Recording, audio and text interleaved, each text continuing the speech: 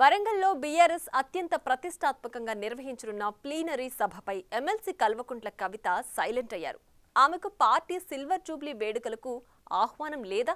అందుకే సన్నాహక సమావేశాలకు గైర్హాజరవుతున్నారా? ప్రస్తుతం గులాబీ పార్టీ శ్రేణుల్లో ఇవే అనుమానాలు వ్యక్తమవుతున్నాయి. దానికి తగ్గట్లే నిజామాబాద్ జిల్లా నేతల సమావేశాలకు సైతం ఆమె హాజరు కావడం లేదు. పార్టీ పరంగా సరైన ప్రాధాన్యత లేకపోవడంతో ఆమె సొంత ప్లాట్ఫామ్ జాగృతితో యాక్టివిటీస్ చేస్తున్నారనే చర్చ జరుగుతోంది. ఇక మున్ముందు కూడా మరింత దూకుడు పెంచాలని కవిత ఆలోచిస్తున్నట్లు సమాచారం. గులాబీ పార్టీ సిల్వర్ జూబ్లీ వేడుకలను పురస్కరించుకుని ఈ నెల 27న వరంగల్ జిల్లాలో భారీ బహిరంగ సభ నిర్వహించనున్నారు. ఆ సభను విజయవంతం చేసేందుకు గులాబీ పార్టీ సకల ఏర్పాట్లు చేస్తోంది. ఎక్కడికక్కడ పార్టీ కేడర్ను సైతం పార్టీ నాయకులు సన్నద్ధం చేస్తున్నారు. నియోజకవర్గాల వారీగా సన్నాహక సమావేశాలు నిర్వహిస్తూ జనం తరలింపుపై సలహాలు, సూచనలు తీసుకుంటూ ప్రణాళికలు రూపొందిస్తున్నారు. ఎవరికి వారు బిజీగా ఉన్నారు. కానీ కవిత మాత్రం పార్టీ సిల్వర్ జూబ్లీ ఉత్సవాలు, వరంగల్ సభ ఏర్పాట్లకు సంబంధించి సైలెంట్గానే ఉన్నారు. ఇంతకు వేడుకలకు ఆహ్వానం అందలేదా? కావాలని పార్టీ ఆమెను పక్కన పెట్టిందా అనేదే ఇప్పుడు హాట్ టాపిక్ గా మారింది. ఎప్పుడు పార్టీలో యాక్టివ్గా ఉండే కవిత పార్టీ సభ విషయంలో ఎందుకు స్పందించడం లేదనేది ఆమె క్యాడర్కే అంతుపట్టడం లేదంట. గ్రేటర్లో జరుగుతున్న పార్టీ సన్నాహక సమావేశాల్లో సైతం పాల్గొనడం లేదు. కావాలని ఆహ్వానించడం లేదా? లేకుంటే ఆమె తెలంగాణ జాగృతి సంస్థ ప్రోగ్రామ్స్తో బిజీగా ఉండటంతో పాల్గొనడం లేదా? అసలు పార్టీలో ఏం జరుగుతుందనేది ఇప్పుడు చర్చకు దారితీస్తోంది. నిజామాబాద్ స్థానిక సంస్థల ఎమ్మెల్సీగా కవిత ప్రస్తుతం ప్రాతినిధ్యం వహిస్తున్నారు. 2014 పార్లమెంట్ ఎన్నికల్లో ఎంపీగా విజయం సాధించిన కవిత 2019లో ఎంపీ ఎన్నికల్లో ఓడిపోయారు. 2020లో జరిగిన స్థానిక సంస్థల ఎన్నికల్లో ఎమ్మెల్సీగా విజయం సాధించారు.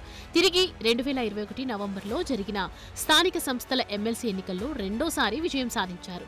ఆ జిల్లాల్లోని అన్ని అసెంబ్లీ సెగ్మెంట్లలో మంచి పట్టుంది. కేడర్ నేతలతోనూ పరిచయాలు ఉన్నాయి. పార్టీ సన్నాహక సమావేశాలు అన్ని జిల్లాలతో పాటు నిజామాబాద్ జిల్లాలోని నియోజకవర్గాల్లోనూ జరుగుతున్నాయి. అయితే కవిత మాత్రం ఇప్పటి వరకు వెళ్లలేదు. పార్టీ కేడర్ను సభకు సన్నద్ధం చేయటం లేదు. అంతేకాదు, ఇటీవల వారం రోజుల పాటు ఉమ్మడి జిల్లాల ముఖ్య నేతలతోనూ ఎర్రవెల్లి ఫామ్ హౌస్ లో కేసీఆర్ అధ్యక్షతన సమావేశాలు జరిగాయి.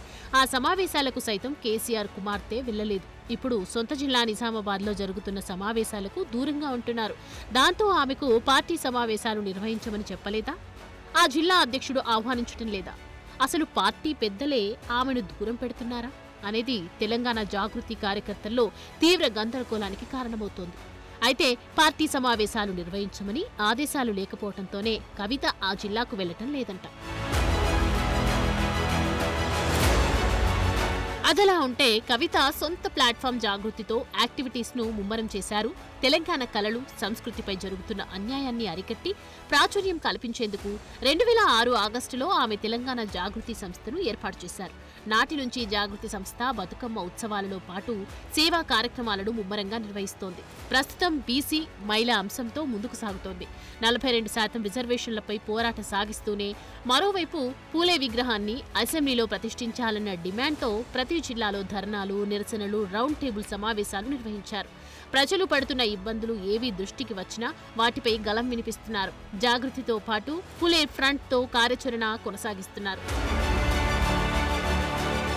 ఈ నేపథ్యంలో నెక్లెస్ రోడ్డు పరిసరాల్లో పూలే విగ్రహాన్ని ఏర్పాటు చేయాలన్న ప్రభుత్వ యోచనను స్వాగతిస్తున్నట్లు కవిత ప్రకటించారు.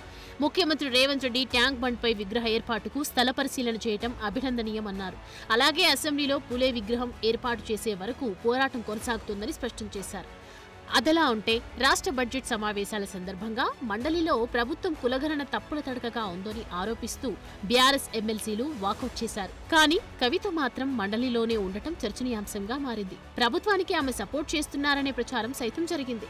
కవిత తీసుకుంటున్న నిర్ణయాలు ఇప్పుడు రాజకీయ వర్గాల్లో హాట్ టాపిక్ గా మారాయి. అసెంబ్లీలో పూలే విగ్రహం కోసం తెలంగాణ జాగృతి ఆధ్వర్యంలో ప్రభుత్వంపై ఒత్తిడి చేస్తున్నామని, సహకరించాలని వామపక్షాల మద్దతు కోరుతున్నారు.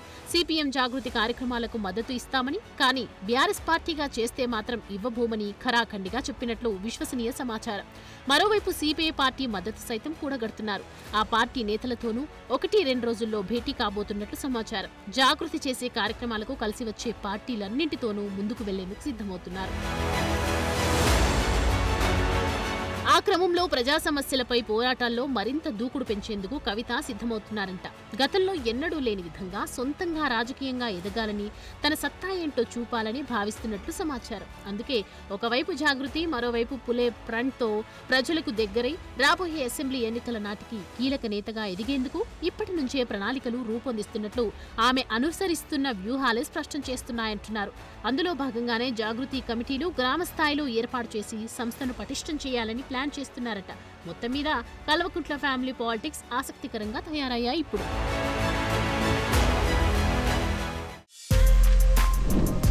For more videos like this, subscribe Big TV channel.